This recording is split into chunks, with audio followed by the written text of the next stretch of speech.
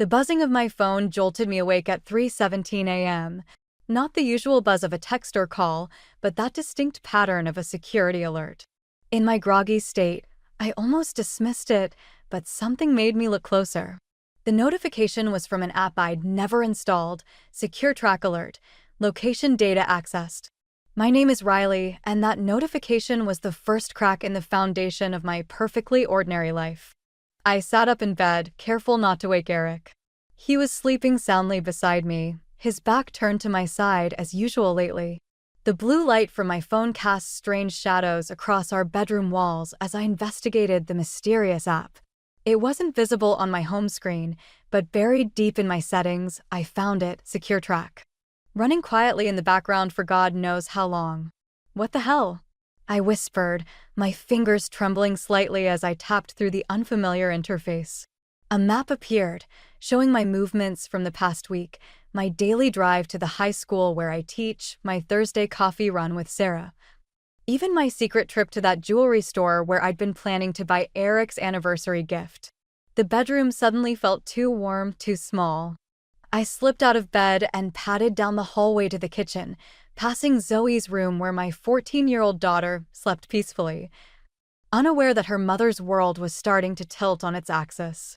Under the harsh kitchen lights, I dug deeper into the app. There were more than just location tracks. My text messages, call logs, even my internet history had been monitored. Each discovery felt like another punch to the gut. Who would do this? Why? My hand shook as I reached for a glass of water. The house was dead quiet except for the soft hum of our refrigerator, making the whole situation feel even more surreal. I jumped when my phone buzzed again, another alert. Secure Track Alert, audio recording in progress. My blood ran cold. Audio recording? I frantically searched through the app settings until I found a folder labeled Recordings. The newest file was from 2 days ago, my conversation with Sarah at the coffee shop. I don't know, Sarah, my own voice played back through the phone speaker, tinny and distant. Eric's been different lately. Working late, always on his phone. I quickly stopped the playback, feeling sick. Someone had been listening to my private conversations. Someone had been tracking my every move. And given that this app needed physical access to install, the sound of footsteps upstairs made me freeze. They were heading toward our bedroom's ensuite bathroom, just Eric getting up to use the bathroom, like he did most nights. But for the first time in our 15 years of marriage, those familiar footsteps made my skin crawl. I quickly closed the app and deleted the alerts, my teacher's instincts kicking in. Don't show your hand too early. Gather evidence. Make a plan. My students would probably be shocked to know their Shakespeare-quoting English teacher was capable of such calculating thoughts. Back in bed, I laid awake listening to Eric's steady breathing, my mind racing. The man sleeping next to me, the father of my child, my partner of 15 years, what was he hiding that made him need to track my every move? Or was I the target of something bigger? One thing was certain, I couldn't confront him. Not yet. Not until I understood what I was dealing with. Tomorrow, I'd start digging. Tomorrow, I'd begin unraveling whatever web of secrets had been spun around my life. As I finally drifted off to sleep, my phone buzzed one last time. In my exhaustion, I almost missed it, a text from an unknown number. Be careful what you look for, Riley. Some truths are better left buried. Morning came too quickly. I'd barely slept after discovering the spyware, but I forced myself through the motions of our usual routine. The kitchen filled with the smell of coffee and toast as I packed Zoe's lunch, trying to keep my hands from shaking. Eric came downstairs in his crisp blue suit, the one he always wore for important client meetings. He barely glanced at me as he poured his coffee into his travel mug. Big meeting today? I asked, keeping my voice casual while studying his reaction. Yeah, probably won't be home for dinner. He didn't meet my eyes, focused on stirring his coffee with mechanical precision. The Morrison account needs extra attention. The Morrison account. Right. The same excuse he'd used 3 times in the past 2 weeks. I wanted to scream, to demand answers about the app on my phone, but instead, I just nodded and turned back to making Zoe's sandwich. Mom, have you seen my USB drive? Zoe bounded into the kitchen, her dark hair still wet from the shower. The blue one with all my coding projects? Check the living room, I said. You were working there last night. Zoe paused, looking between Eric and me. She'd always been perceptive, too smart for her own good sometimes. Her eyes narrowed slightly as she noticed the distance between us, the careful way we avoided touching as Eric moved past me to grab his briefcase. Dad, you promised to help me with my computer science project this weekend, she said suddenly. Remember? The one about digital privacy and security. I nearly dropped the knife I was holding. Eric's shoulders tensed visibly. Sorry, sweetheart, he said, his voice tight. Something came up at work. Maybe next weekend? Zoe's face fell, but there was something else in her expression. Suspicion, maybe? Right. Work. Again. Eric kissed her forehead quickly, then headed for the door. Love you both, he called out, but the words sounded hollow, rehearsed. After he left, Zoe turned to me. Mom, what's going on? What do you mean? I busied myself cleaning up breakfast dishes. Dad's been weird lately. And you? She hesitated. You look like you haven't slept. Plus, you're washing that same plate for the third time. I set the plate down, forcing a smile. Just work stress, honey. You know how it gets during final season. Mom, I'm 14, not 4. Zoe crossed her arms. I know something's wrong. I heard you up last night. Before I could respond, my phone buzzed. Another SecureTrack alert. I snatched it up before Zoe could see, but not before catching a glimpse of the message. Audio recording saved, kitchen, 7:15 a.m. I need to get to school early, I said, grabbing my purse. Teacher's meeting. Will you be okay taking the bus? Zoe's face closed off. Sure. Whatever. The drive to school was a blur. In the parking lot, I pulled out my phone and found Sarah's number. We'd been friends since college, and she worked in IT security. If anyone could help me understand what I was dealing with, it would be her. But before I could call, a new text arrived from the unknown number. Careful who you trust, Riley. Sarah might not be the friend you think she is. My blood ran cold. How did they know I was about to call Sarah? Unless... I looked around the parking lot, suddenly feeling exposed.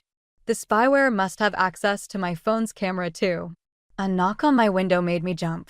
It was just Dennis from the English department, looking concerned. You okay, Riley? Meeting's about to start. Yeah, coming. I grabbed my things, mind racing. I couldn't trust my phone. Couldn't trust my husband. Maybe couldn't even trust my best friend. But worst of all, I was starting to see cracks in my relationship with Zoe, the one person I was trying to protect from all of this. As I walked into school, another text arrived. Smart girl, your daughter. Maybe she should look into that computer science project more carefully. Lots of interesting things to learn about digital privacy these days. It wasn't just a threat anymore. They were dragging my daughter into this. And that was my breaking point.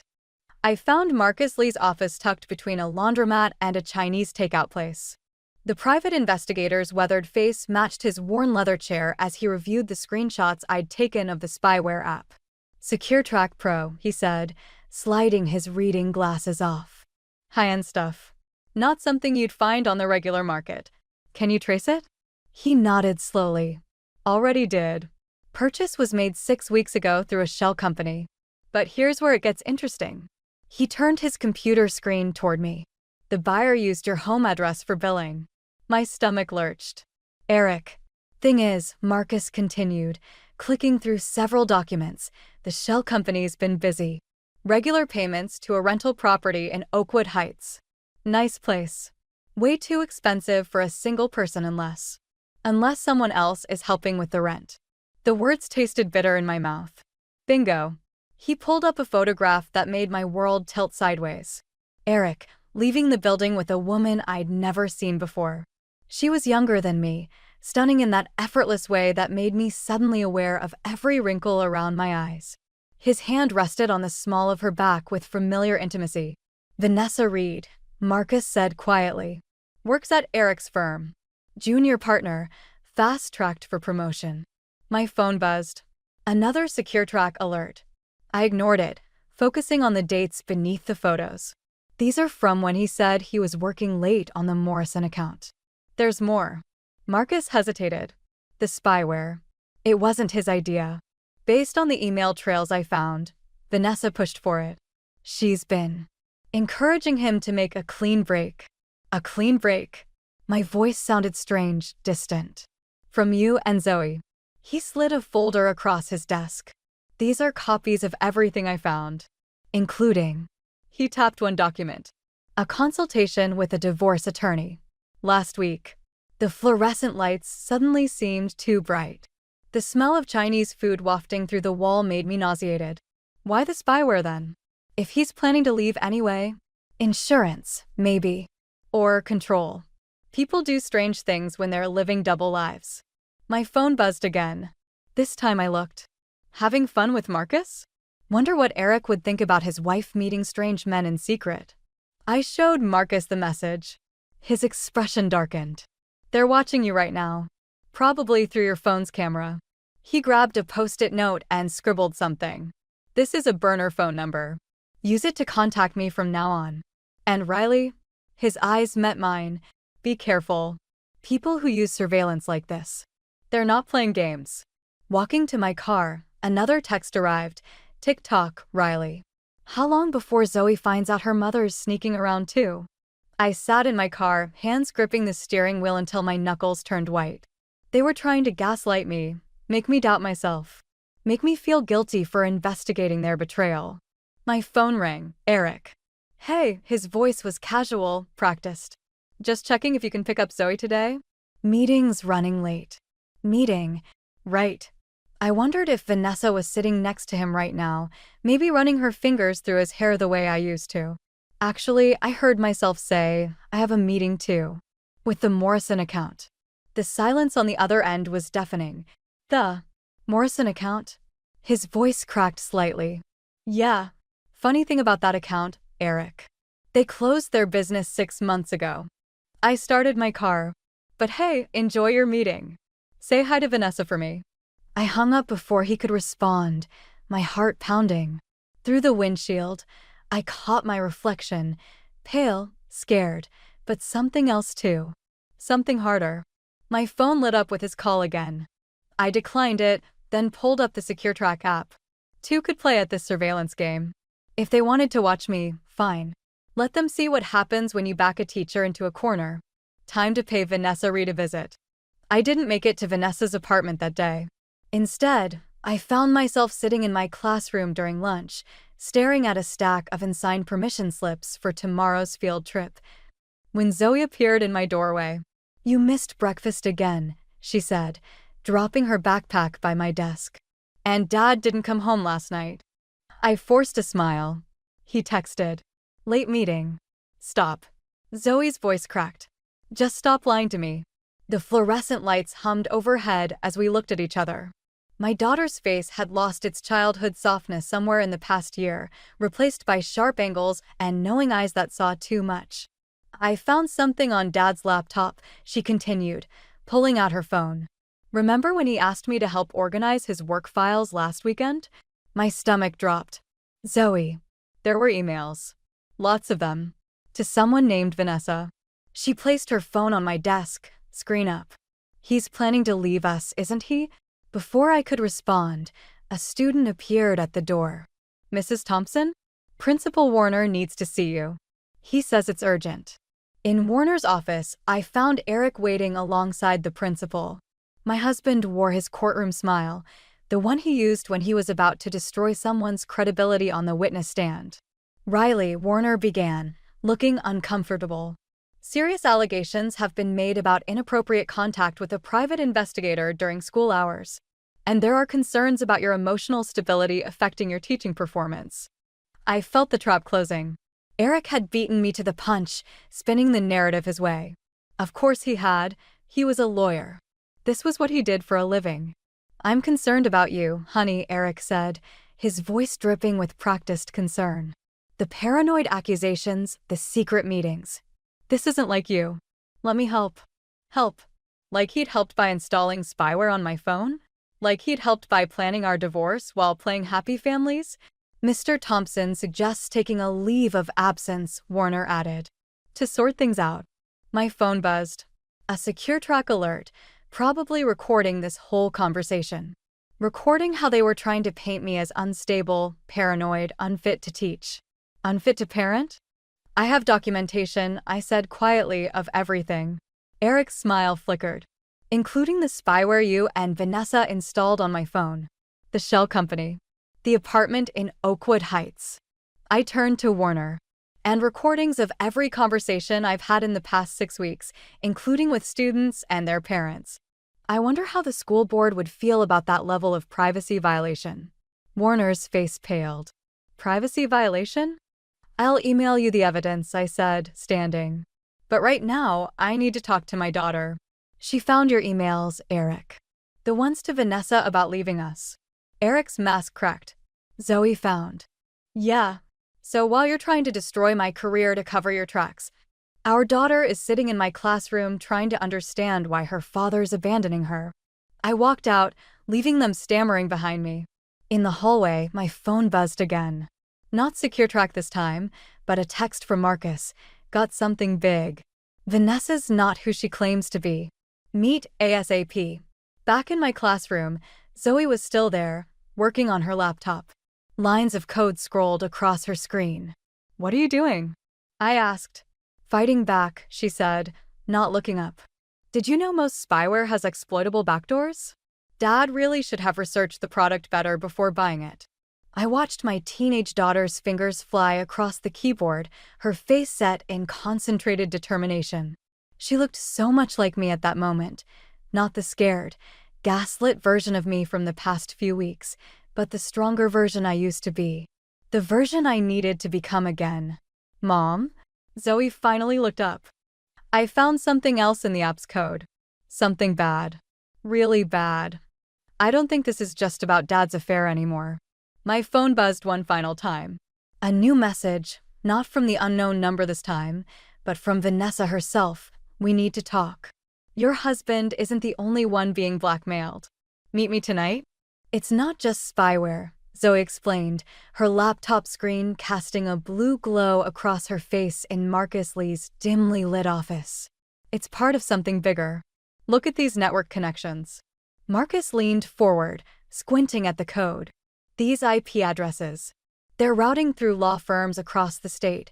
Dad's firm isn't the only one involved, I said, remembering Vanessa's text about blackmail. How many, Zoe? 17 so far. All using the same spyware package, all connected to a central server. Her fingers flew across the keyboard. And get this, they're all handling high-profile divorce cases. Marcus whistled low. Surveillance footage, private conversations, location data. It's a goldmine for divorce settlements. My phone buzzed. Vanessa again. They're watching. Don't trust Eric. Meet me at Riverside Park, 30 minutes. It's a trap, Marcus said, reading over my shoulder. Probably. I grabbed my coat anyway. But she's scared.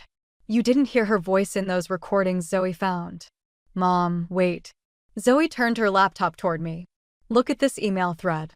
Vanessa tried to back out 3 weeks ago. The next day, someone sent her this. The attachment showed Vanessa leaving a building I recognized, the women's shelter where I volunteered. She was helping a young woman inside, both looking over their shoulders. Her sister, Marcus said quietly, been hiding from an abusive ex for 6 months. Vanessa's been helping her stay off the grid. Until now. The pieces clicked into place. They're using her sister as leverage. Mom? Zoe's voice shook slightly. There's something else. Remember that college fund Dad started for me last month? My stomach dropped. What about it? The money. It's not mine. It's being funneled through shell companies, the same ones paying for the spyware. Dad's helping them launder money. The room spun slightly. Eric wasn't just having an affair or spying on me. He was part of something much darker, something that could destroy not just our marriage, but his career, his freedom, everything. My phone buzzed again. A video this time, showing Zoe walking home from school yesterday. The message below it was simple. Back off or she's next. They're bluffing, Marcus started, but I was already heading for the door. Mom, stop. Zoe called after me. We need a plan. I have one. I turned back, seeing my daughter's worried face, so much older than her 14 years. I'm ending this. Tonight. Not alone you're not. Zoe grabbed her laptop. I can hack their network, shut down the spyware remotely. Give you a window. Absolutely not. It's too dangerous. More dangerous than you meeting Vanessa alone? She stood her ground, chin raised defiantly. They're already threatening me. At least let me fight back. Marcus cleared his throat. Kid's right. You need backup. I've got a friend in the FBI's cybercrime division. One call. No. I thought of Vanessa's sister, of all the other people being blackmailed. Not yet. If we spook them, people could get hurt. We need to know exactly what we're dealing with first. My phone buzzed one final time. A photo of Eric entering a building I didn't recognize, followed by TikTok. Your husband's about to make a deal that can't be undone. Choose wisely. I looked at my daughter, this brilliant, brave girl who refused to be a victim. At Marcus, who'd become more than just an investigator. My allies in this mess. Okay, I said finally. Here's what we're going to do. Zoe, you and Marcus work on accessing their network. But you stay here, where it's safe. I'll meet Vanessa, find out what she knows. And then? Marcus asked. I thought of all the lies, the manipulation, the threats against my daughter. And then we burn it all down. Every last bit of it. As I left the office, I heard Zoe's fingers already flying across her keyboard, and I smiled grimly. They thought they could threaten a mother's child? They were about to learn exactly how dangerous that could be. Riverside Park was deserted when I arrived, except for Vanessa sitting alone on a bench near the water. She looked different from the photos Marcus had shown me, smaller somehow, more fragile. They're watching, she said without looking at me. But Zoe's program worked. We have about 10 minutes before the spyware comes back online. I sat beside her, keeping my distance. Tell me about my husband's deal. It's not just Eric. Her hands trembled as she pulled out a USB drive. The firm's been running this scheme for years. They install spyware on their own clients' devices, gather dirt on both parties in divorces, then use it to manipulate settlements. The money laundering is just a bonus. My phone buzzed. A text from Zoe. Mom, something's wrong. Dad's not at the office. The message cut off as a familiar voice spoke behind us. I really wished you'd stayed out of this, Riley. Eric stepped out of the shadows, and he wasn't alone. 2 men in suits flanked him, their expressions cold and professional. The thing is, Eric continued, moving closer, you were never supposed to find the spyware. That was Vanessa's mistake. He shot her a disappointed look. She got sloppy. Like you got sloppy with the college fund? I stood, positioning myself between him and Vanessa. Money laundering through our daughter's account? That's low, even for you. It's called protecting our future. His smile didn't reach his eyes. Everything I did was for us. The firm's offering me partner, Riley. Real power. All I had to do was prove my loyalty. By spying on your own family? By showing I understand how the game is played. He gestured to the men beside him. Now we can handle this quietly. The firm's prepared to be generous. A clean divorce, full custody of Zoe, a comfortable settlement. All you have to do is walk away. My phone vibrated again. A single message from Marcus, FBI en route.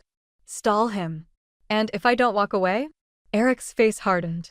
Then things get complicated. For everyone. He pulled out his phone, showing me a live feed of the women's shelter, including Vanessa's sister, and maybe even that bright future Zoe has in computer science.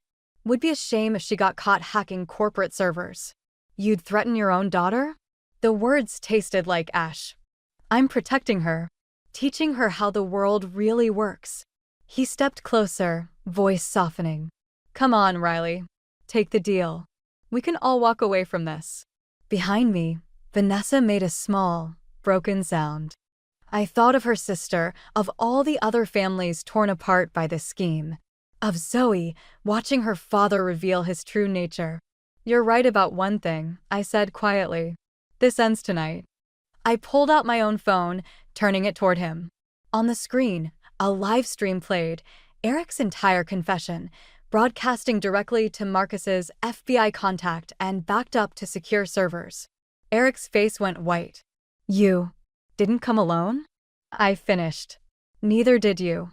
Flashlights suddenly illuminated the park as FBI agents emerged from the darkness. Eric's professional friends disappeared like smoke, leaving him standing alone as agents converged. Riley, please, he begged, all pretense gone. Everything I did was for us. For Zoe. No. I watched as agents cuffed him. Everything you did was for yourself. My phone buzzed one final time. An unknown number. This isn't over. The firm protects its own. I looked at Eric being led away, at Vanessa crying with relief as agents assured her about her sister's safety. At the life I'd built crumbling around me. They were right. It wasn't over. The firm would retaliate. My career might be finished. Our savings were probably gone. And somewhere in Marcus's office, my teenage daughter had just watched her father choose power over family. But standing there in the dark, watching Eric's world collapse, I realized something important. Sometimes you have to burn everything down to see what's worth saving from the ashes. My phone buzzed again. Zoe, Mom, you okay? No, I wasn't okay. But for the first time in weeks, I knew exactly what I was fighting for. The holding cell at the federal building wasn't what I expected. Eric sat there in his expensive suit, somehow looking both powerful and pathetic under the fluorescent lights. 2 FBI agents stood outside, but they'd given us privacy for this conversation. You could have taken the deal, he said quietly. We could have kept our family. Our family? I placed the USB drive Vanessa had given me on the table between us. Let's talk about family, Eric. Let's talk about the 23 other families your firm destroyed this year alone. His jaw tightened. You don't understand how things work in my world. I understand perfectly. I slid printouts across the table, bank statements, emails, surveillance logs. You chose power over people, money over morality. And now you're choosing your firm over your daughter. Leave Zoe out of this. You brought her into this when you used her college fund to launder money. My voice stayed steady, even as my hands shook. When you threatened her future to protect your scheme. A knock at the door made us both jump. Zoe stood there, Marcus right behind her. I hadn't expected her to come, had tried to protect her from this moment. But the determined look in her eyes reminded me so much of myself. I want to talk to him, she said. Eric's face crumpled. Sweetheart. Don't. Zoe sat beside me, her laptop open. I found something in the spyware code. Something Mom doesn't know about yet. My heart stopped. Eric's face went pale. The program wasn't just recording conversations, Zoe continued, her voice trembling slightly. It was fabricating them. Creating fake evidence to use against your client's spouses. And Mom? They were building a case against you too. She turned the laptop toward us. Audio files filled the screen.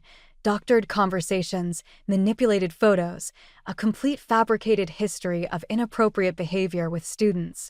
Insurance, Eric whispered. In case you ever discovered. In case I ever threaten your precious firm?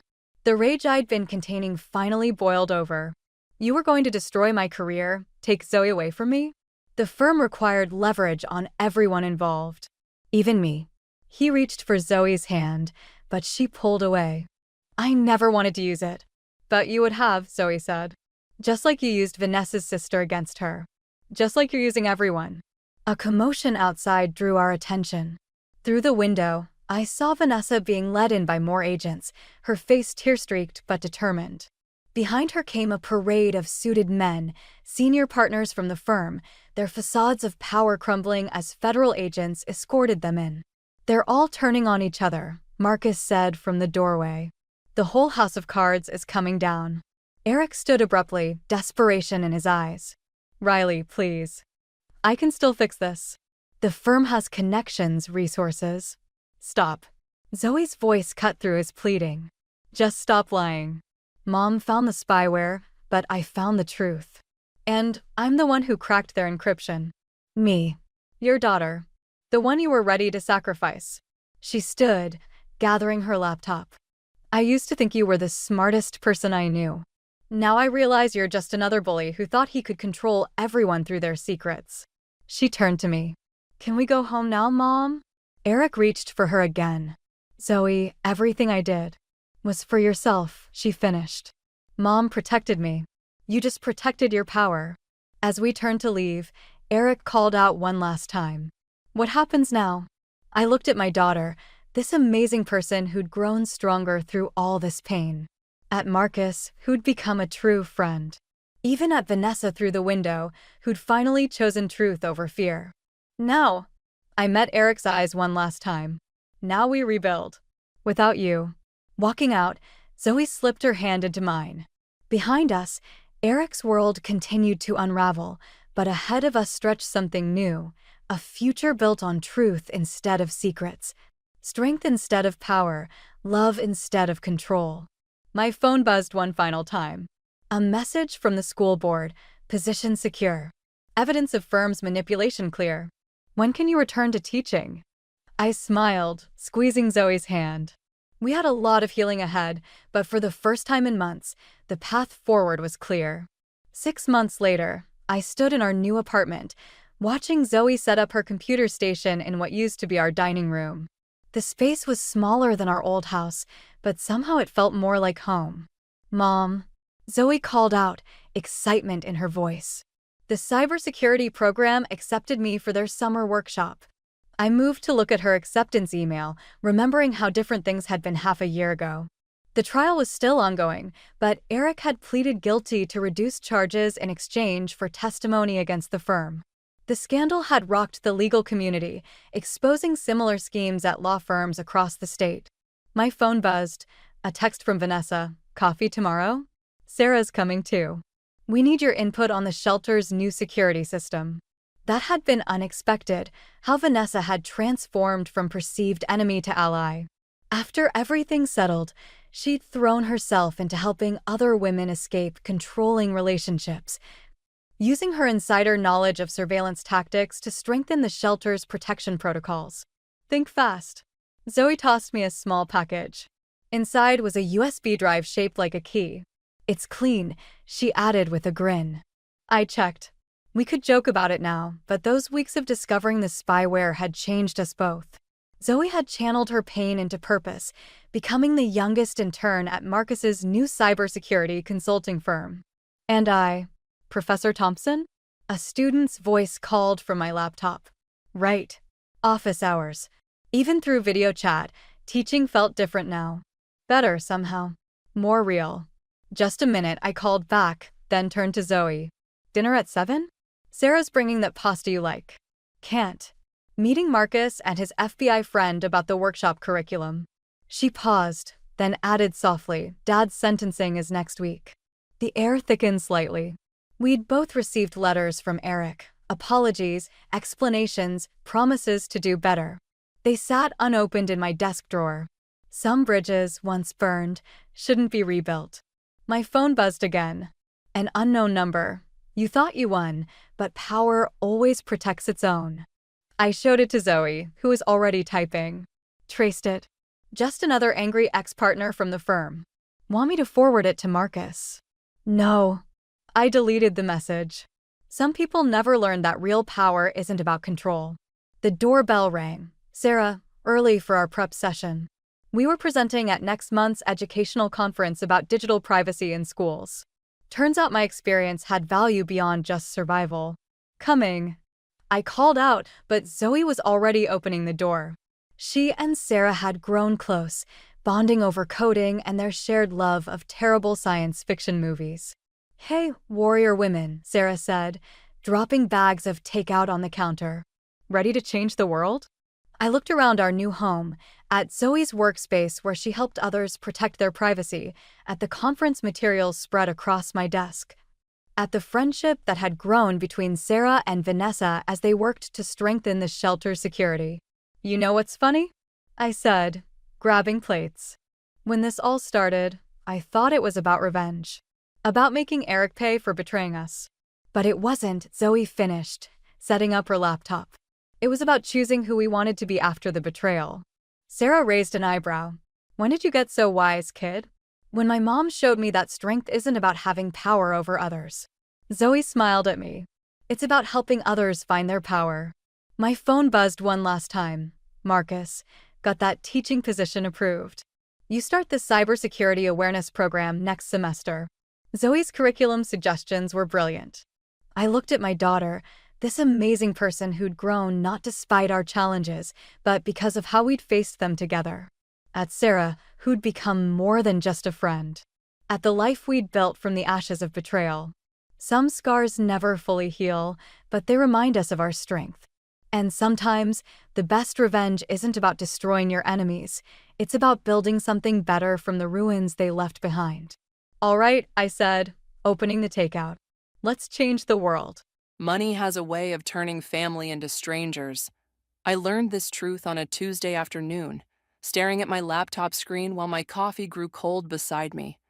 The numbers didn't lie. $50,000, gone. Just like that. I'm Delilah, and until 10 minutes ago, I thought I had my life figured out. The joint savings account Nathan and I built over 12 years of marriage was supposed to be Lucas's college fund. Now it's just a string of red numbers and unauthorized withdrawals. My fingers hovered over the keyboard, trembling slightly as I scrolled through the transaction history. Each withdrawal felt like a knife twisting deeper into my chest. 3 separate transfers, all to the same unknown account, all within the past month. Mom, can you help me with my science project? Lucas's voice floated down from upstairs, innocent and unaware that his future was evaporating with each revelation on my screen. Just a minute, sweetheart. My voice remained steady, a miracle considering the hurricane brewing inside me. I clicked through to another statement, hoping to find some explanation that wouldn't destroy everything I thought I knew about my husband. My phone buzzed. Nathan's face appeared on the screen, his usual charming smile now seeming like a mask I'd been too blind to see through. I let it ring. Everything okay down there? Lucas appeared at the bottom of the stairs, clutching his project materials.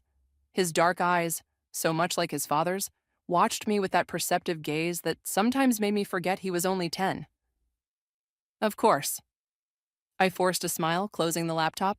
Show me what you're working on. As Lucas spread his solar system model across the dining room table, my phone buzzed again. This time it was Megan, Nathan's sister. Her timing was suspicious. It always was. She had a way of inserting herself into our lives at precisely the wrong moments. Aunt Megan's calling, Lucas noted, carefully positioning Jupiter in its orbit. She'll leave a message. I focused on helping him attach the rings around Saturn, but my mind kept circling back to those transactions. Nathan had been spending more time with Megan lately, talking about some investment opportunity she'd discovered.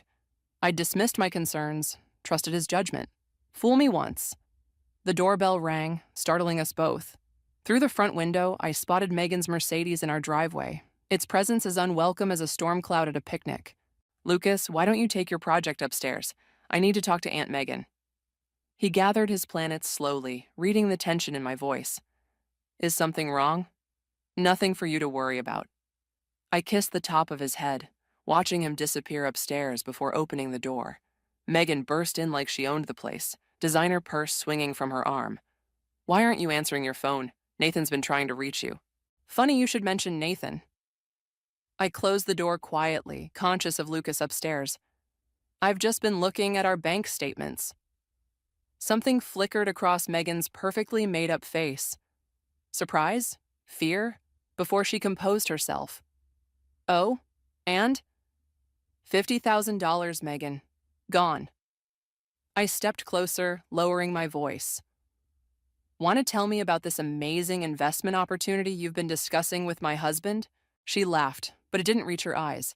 Delilah, you're being dramatic. Nathan knows what he's doing. It's a temporary situation. Get out. The words came out soft but sharp. Excuse me? Get out of my house. I opened the door. And tell my husband he better have a damn good explanation when he gets home. After she left, I stood in the silence of my living room, listening to Lucas humming upstairs as he worked on his project. $50,000. Our safety net, Lucas's future, my trust, all vanished in a series of digital transactions. My phone buzzed again. Nathan. This time I answered. We need to talk, I said before he could speak. Delilah, I can explain everything. Yes, I cut him off.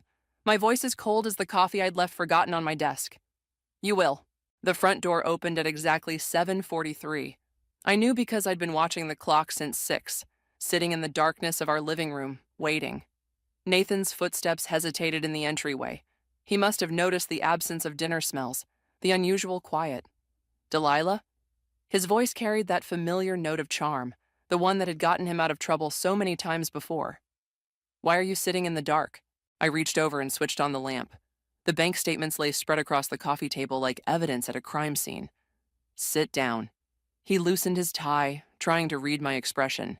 Listen, about those calls. $50,000, Nathan. The words tasted like acid. Were you ever going to tell me, or did you think I wouldn't notice? His face did something complicated. Surprise melting into guilt, then shifting to defensive anger. It's not what you think. Megan found this investment opportunity. Stop. I stood up, my hands shaking. Don't you dare blame your sister for this. You made those transfers. You took our son's college fund. It's temporary. He stepped closer, hands raised like he was approaching a wild animal. The returns are guaranteed. In 3 months, we'll have double. Double nothing is still nothing. I pushed the latest statement toward him. The account you transferred to doesn't exist anymore. Did you know that? Color drained from his face. That's impossible. Megan says a lot of things. I crossed my arms, fighting the urge to scream. While you were busy playing investor, I called the bank. They're launching a fraud investigation. You did what? His charm vanished entirely now, replaced by something uglier. You had no right. No right? My laugh sounded strange even to me. It's my name on that account, too. My years of savings, our son's future. From upstairs came the soft creak of floorboards. Lucas should have been asleep an hour ago. The thought of him listening to this made my chest ache. I can fix this, Nathan insisted, running his hands through his hair. Megan has connections. She knows how to spend other people's money. I picked up my phone, showing him the photos I'd taken earlier. Your sister bought a new Mercedes last week. Funny timing, don't you think? That's different. She got a bonus at work. She got fired 3 months ago. The words hung in the air between us. Greg told me this afternoon. She's been lying to everyone. Nathan sank onto the couch, his world visibly crumbling. No, there has to be some mistake. The only mistake was trusting either of you. I moved toward the stairs, needing to check on Lucas. I've already frozen the remaining accounts. Whatever scheme you and Megan cooked up, it's over. Delilah, wait. He grabbed my arm. We can work this out. For Lucas, I jerked away. Don't you dare use our son as a shield, not after what you've done. Mom? Lucas's voice drifted down from the top of the stairs. Is everything okay? Everything's fine, sweetheart. I forced my voice to stay steady. Go back to bed. Nathan stood, straightening his tie like armor. I should talk to Megan, get this sorted out. Of course you should. I headed up the stairs. Run to your sister. It's what you always do. That's not fair. Neither is stealing from your own child. I paused, looking back at him. When you come home tomorrow, bring answers. Real ones. Or don't come home at all. After tucking Lucas back into bed and assuring him everything was fine, another lie to add to the growing pile, I sat in the hallway, listening to Nathan's car start up and drive away. My phone buzzed with a text from Evelyn. Are you all right? Nathan just called, sounding upset. I stared at the message, wondering how much she knew about her daughter's schemes. How many other families had Megan destroyed with her promises of easy money? Another text arrived, this one from Greg. We need to talk, about Megan, and the money. I saved his number, a plan already forming. If Megan wanted to play games with other people's lives, she was about to learn she wasn't the only one who knew how to keep secrets. Greg chose the diner on the edge of town, far from the usual places where family might spot us. I found him in a corner booth, his suit wrinkled, tie loosened, a man who hadn't slept well in days. You look like hell, I said, sliding into the seat across from him. You should see my bank account. He pushed a folder across the table. 3 months of statements, different account, same story. Inside were transfer records that mirrored my own, large sums vanishing into phantom investments. But these numbers were bigger, much bigger. 200,000? My coffee cup froze halfway to my lips. Greg, how? Inheritance from my father. His laugh was hollow.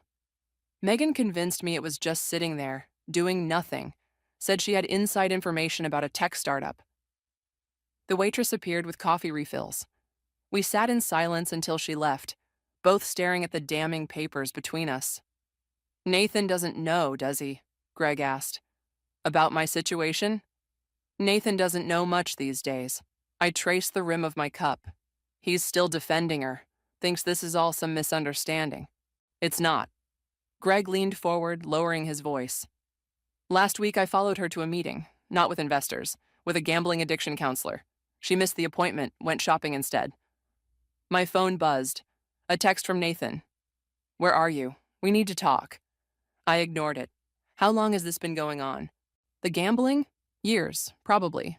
But the stealing? Greg rubbed his face. I found old accounts, Delilah, other families, other investments. She's been doing this since before we were married. The diner's fluorescent lights suddenly felt too bright, the air too thin. Why are you telling me this? Because you're the only one who might help me stop her. He pulled out another document, a police report. I tried going to the authorities. She convinced them I authorized everything, even showed them signed papers. Did you sign them? No. His hands clenched, but they look real enough. My phone buzzed again. Megan this time. Family dinner tonight. Mother insists. Don't make things difficult. She's planning something, I said, showing Greg the message. Your wife never arranges family dinners unless she wants an audience. Then maybe it's time she had one. Greg's expression hardened. I have more documents at home, records of where the money really went, casino receipts, luxury purchases, all while she claimed to be investing our savings. The waitress returned with our check. As I reached for my wallet, Greg stopped me. There's something else.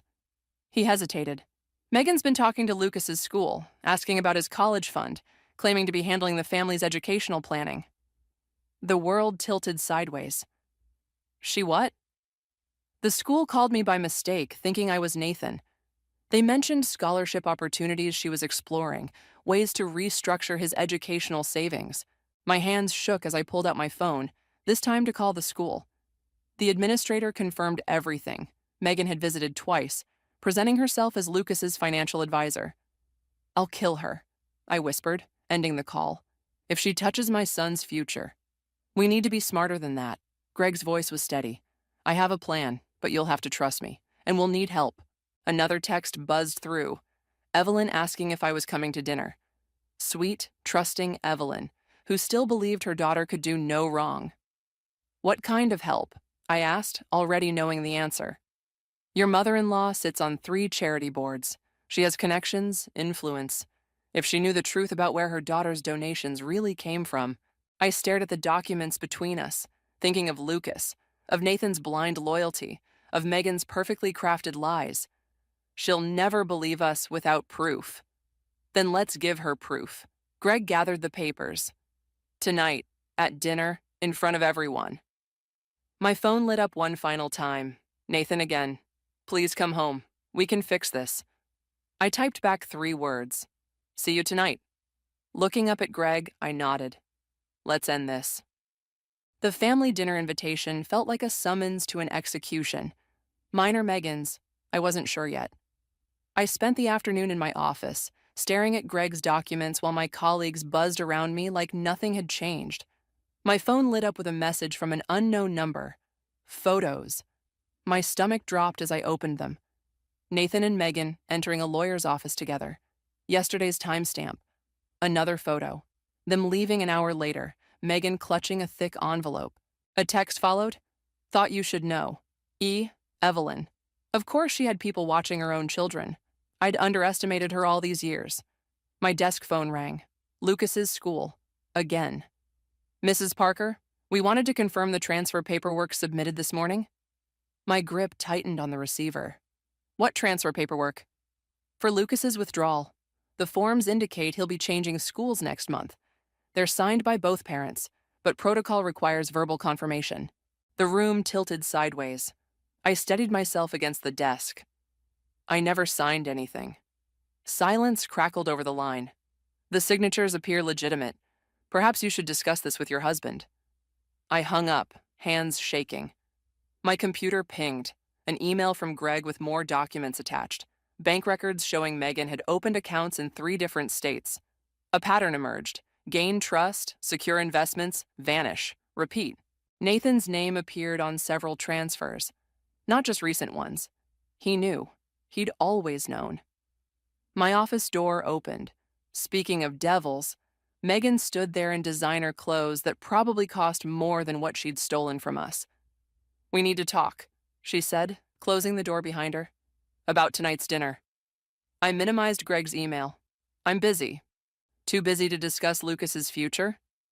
She perched on the edge of my desk, all calculated casualness. "Nathan tells me you're being difficult about the investment opportunity." Difficult? I looked up at her.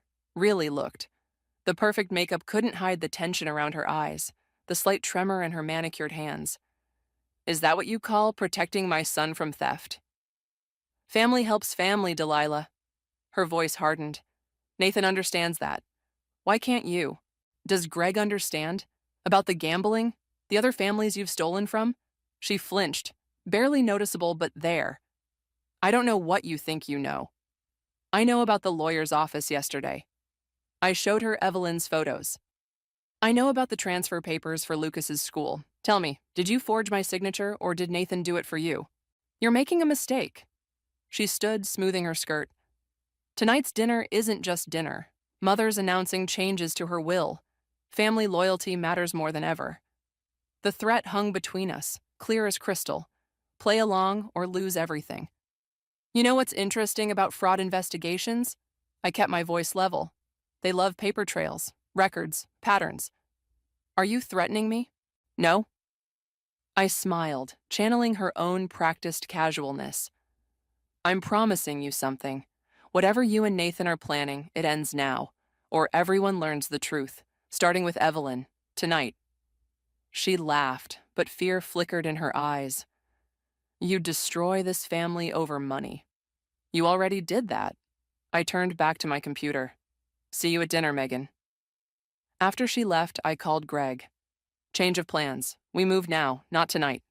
"What happened?" "They're trying to transfer Lucas to another school, and Evelyn's changing her will." Silence, then. "Check your email. One last document came through. You need to see this before we do anything." I opened the attachment, a trust fund statement in Lucas's name, established by Nathan and Megan 3 years ago. Empty now. They hadn't just stolen his college fund. They'd been planning this for years.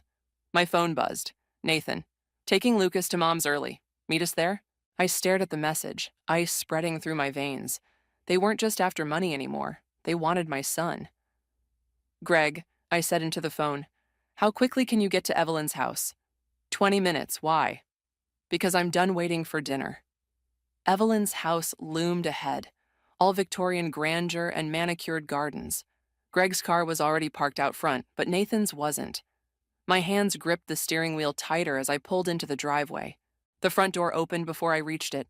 Evelyn stood there, elegant as always, but her smile didn't reach her eyes. "Lucas isn't here," she said before I could ask. "Nathan called. They're running late." Running. The word hit like a punch. Did he say where they were? The school, I believe. Something about paperwork. She studied my face. "You didn't know?" I pushed past her into the house, pulling out my phone. Greg appeared from the study, holding a stack of documents. "Show her," I said to him. "Everything." Evelyn's confusion shifted to concern as Greg laid out the evidence on her antique dining table. Bank statements, forged documents, photos of Megan's secret meetings. "Mother," Megan's voice cut through the room. She stood in the doorway, perfectly poised despite the storm brewing around her. "Don't let them poison you against me." "Explain the other families?" Greg's voice was ice. "The ones before us? Or should we start with Lucas's empty trust fund?" Color drained from Evelyn's face. "What trust fund?" My phone buzzed. A text from Nathan. "Taking Lucas to dinner first, don't worry." "They're not at the school," I said, showing them the message.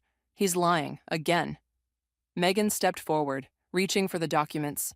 "This is ridiculous. Mother, they're trying to manipulate you before the will reading." The will? Evelyn's laugh was bitter. You think this is about money? She walked to her desk, pulled out a folder. I changed my will last month, left everything to Lucas, in a trust, one that neither of his parents can touch. The silence that followed was deafening.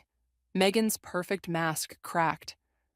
You knew? She whispered. I've always known. Evelyn's voice trembled.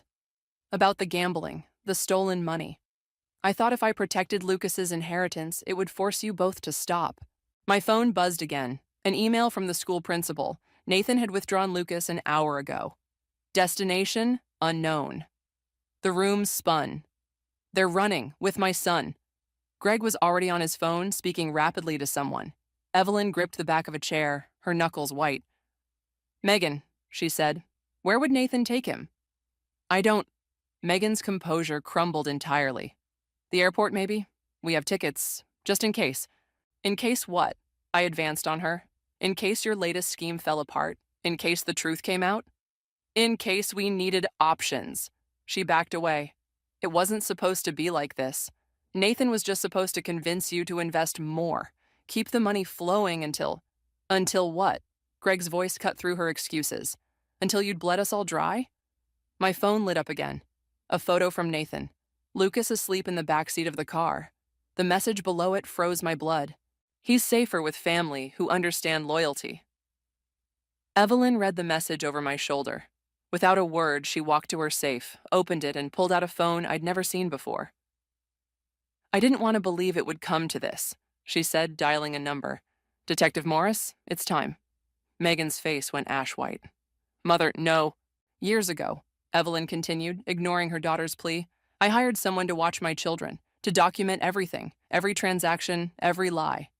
She looked at Megan, every victim. My phone buzzed one final time. An alert from my banking app. Another transfer initiated, the last of our savings. They're going to take everything, I realized, unless we stop them now. Greg's hand found mine, squeezed once. We will. Evelyn hung up the phone, her voice steel. Detective Morris has units tracking Nathan's car, but we need to move fast. She looked at Megan. Unless you'd like to tell us where your brother's really taking my grandson? Megan sank into a chair, mascara tracking down her cheeks. I can't. Then I hope you're ready for what comes next, I said, heading for the door, because I'm done playing family. Detective Morris's voice crackled over the speaker. We've located Nathan's car at Marina Point. No sign of them yet. I gripped the passenger seat as Greg sped through traffic, Evelyn's SUV following close behind. Marina Point, where Nathan proposed 12 years ago, where we'd taken Lucas for his first boat ride. He's playing games, I said, checking my phone again. No new messages, just that last photo of Lucas sleeping. He wants me to remember the good times. Or he's trying to distract us. Greg's knuckles whitened on the steering wheel. Megan always said they had a backup plan, something about their father's old property. My phone rang. Nathan. Where is he? I demanded. Safe. His voice was eerily calm. Which is more than I can say for our savings. Did you really think freezing the accounts would stop us? Us. The word tasted bitter. You and your sister against your own son? I'm protecting him, from you, from your lies. A pause. Check your email. New message, video footage from our home security camera. Me and Greg meeting in secret, planning, talking about evidence. Looks suspicious, doesn't it? Nathan's voice hardened. The grieving wife, conspiring with her brother-in-law. What would Lucas think? You bastard? Language, dear. Lucas can hear you. My heart stopped. Put him on. Mom? Lucas's voice was small, confused. Dad says we're going on a trip, but I don't want... The call cut off. Greg cursed, swerving around a slow car. They're not at the marina. It's another trick. My phone buzzed again. An email from our bank. Account closed. Transfer complete. They've taken everything. My voice sounded distant, hollow. The last of our savings, Lucas's college fund, Delilah. Greg's tone changed. Look. Nathan's car sat empty in the marina parking lot, driver's door open. On the passenger seat, Lucas's backpack. Detective Morris's cruiser pulled up beside us, lights flashing. We've got officers searching the docks. No boats have left in the last hour. I grabbed Lucas's backpack, hands shaking. Inside, his phone, turned off, his favorite book, a note in Nathan's handwriting. Remember our first sailing lesson? The boathouse, I breathed. The private one where he kept his father's old sailboat. Greg was already moving, but Evelyn's voice stopped us. Wait. She stood by her car, holding her phone. Megan just texted. Says if we involve the police, we'll never see Lucas again. Detective Morris stepped forward. Mrs. Parker, we can... No. I handed him Lucas's backpack. They're watching. They'll run if they see uniforms. Then what's your plan? Evelyn asked. My phone lit up with another message. A photo of Lucas on a boat, not at the marina, but somewhere else. Somewhere with trees reflecting in dark water. The lake house, Greg said suddenly. Their father's property. It's only accessible by water. That's 40 minutes from here, Detective Morris protested. Then we better hurry. I turned to Evelyn. Keep Megan talking. Make her think we're still searching the marina. And the police? I met Detective Morris's eyes. Give us an hour. After that, I couldn't finish. Greg and I ran to his car. As we pulled away, another message arrived. A video. Lucas sitting between Nathan and Megan on a boat, forcing a smile as Nathan pointed the camera at him. Wave to Mom, Nathan's voice said. Tell her about our adventure. Lucas's eyes met the camera, and for a second I saw fear. Real fear. Mom, he said carefully, remember when you taught me about chess? About thinking 3 moves ahead? The video cut off. Chess, Greg muttered. What's that supposed to mean?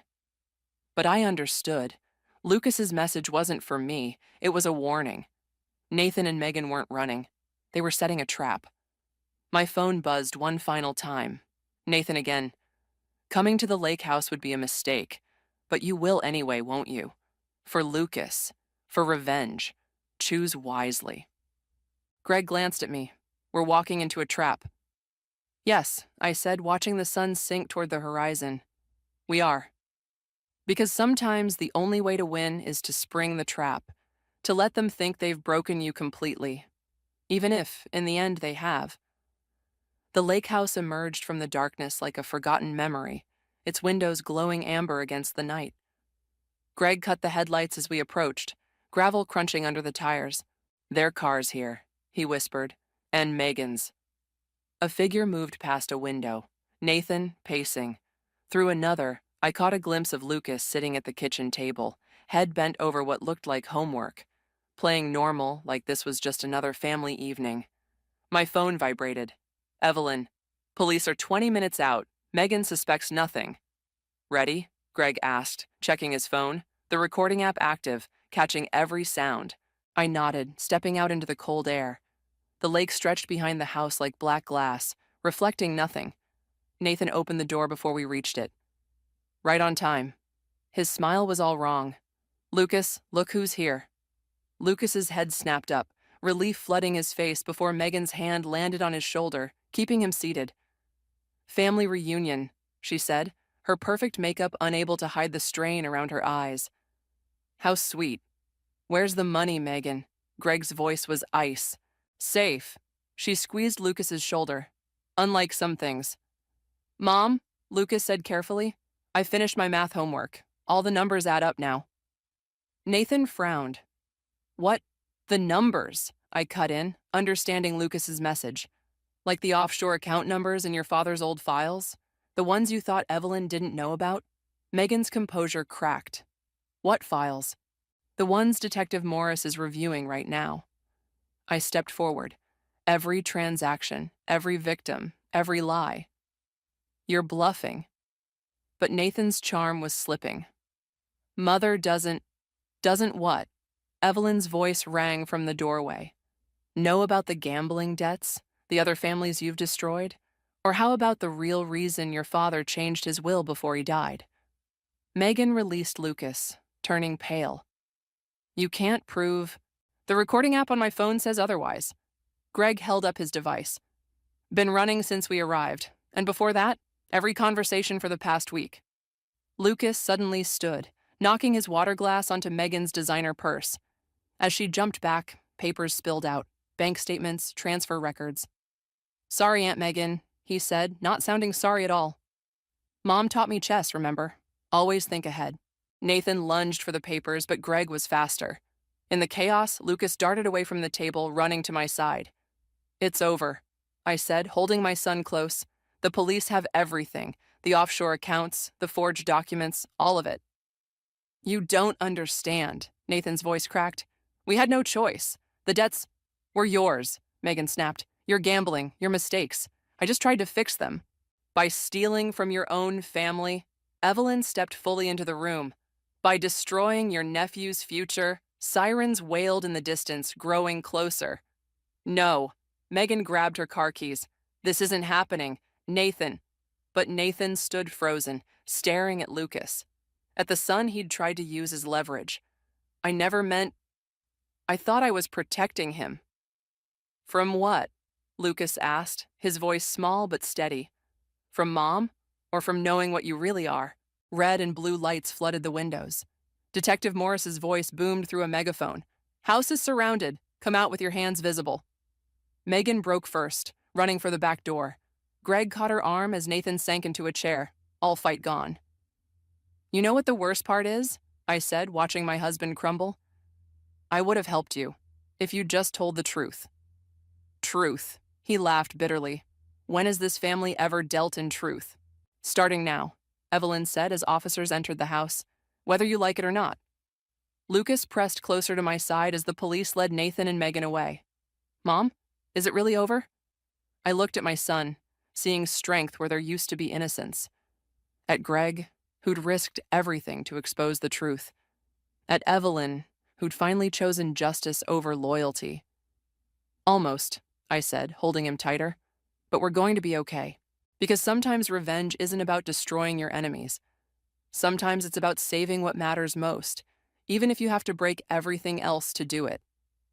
The courthouse steps felt colder than they should in spring. I watched Lucas climb them beside me, his tie slightly crooked, looking more grown up than any 10-year-old should. "Ready?" I asked. He nodded, glancing at the manila envelope in my hands, the final divorce papers, waiting for signatures. Inside, Nathan sat with his lawyer, his once charming smile replaced by something more genuine. Regret. Real regret, finally. Megan's seat beside him was empty. She'd taken a plea deal last week, trading information about other victims for a lighter sentence. "Lucas." Nathan stood as we approached. "I didn't think. I wanted to come," Lucas said, straightening his tie. "Mom said it was my choice." Greg arrived with Evelyn, carrying more documents, the restoration agreements, the victim compensation forms, the price of betrayal, measured in dollars and cents. "Before we start," Nathan said, "there's something you should know." He pulled out an old leather journal. Dad's records, the complete ones. There are more accounts, more victims than Megan admitted to. Evelyn took the journal, her hands trembling slightly. "You had this all along?" "I thought I was protecting the family legacy." His laugh was hollow. "Some legacy." The proceedings moved quickly after that. Signatures, statements. The formal dissolution of promises once thought unbreakable. Through it all, Lucas watched, taking everything in with those observant eyes.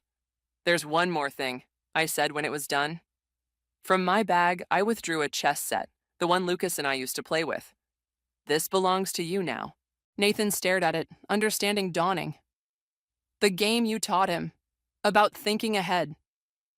"About consequences," Lucas corrected, touching one of the pieces. "About protecting what matters." The door opened, and Detective Morris entered with more files, more evidence, more families to contact and compensate. "It never really ends, does it?" Greg asked quietly. "No," Evelyn said, still holding her husband's journal. "But we can choose how we face it." Nathan stood to leave, pausing beside Lucas. "I'm sorry," he said. "Not just for the money, for forgetting what family really means." Lucas looked up at his father, then at me. "Mom says forgiveness is earned, not given." "Smart woman, your mother?" Nathan managed a sad smile. "Maybe someday." He left before finishing the thought, shoulders bent under the weight of consequences finally faced. Outside, spring sun warmed the courthouse steps. Lucas ran ahead to where Greg waited by the car, leaving me with Evelyn. I have a confession, she said, opening the journal. I knew about Nathan's gambling, years ago. I thought if I just gave him enough chances. We all wanted to believe in second chances. And now? I watched Lucas showing Greg his newly straightened tie, proud of this small achievement. Now we believe in first steps instead. My phone buzzed. A text from the bank. The recovery of funds had begun. Not everything, but enough. Enough to start over. He'll try to come back, Evelyn said. When he served his time, made amends. Nathan was always good at comebacks. Maybe. I touched the chess piece in my pocket, the queen I'd kept. But this time we'll be ready. All of us. Lucas called from the car, eager to get to his chess club meeting. Some things hadn't changed. Some things never should. You know what the hardest part is? I told Evelyn as we walked toward the car. Realizing that revenge wasn't what I really wanted. Justice wasn't even enough. What was it then? I watched Lucas arrange his chess pieces on the car's back seat, planning his next game, his next move.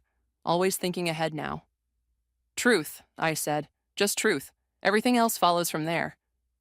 Evelyn squeezed my hand, understanding in her eyes. And the legacy? The family name? We'll build a new one. I smiled, feeling lighter than I had in months. One choice at a time. Because sometimes the best revenge isn't about getting even. Sometimes it's about getting free and teaching your children to do the same.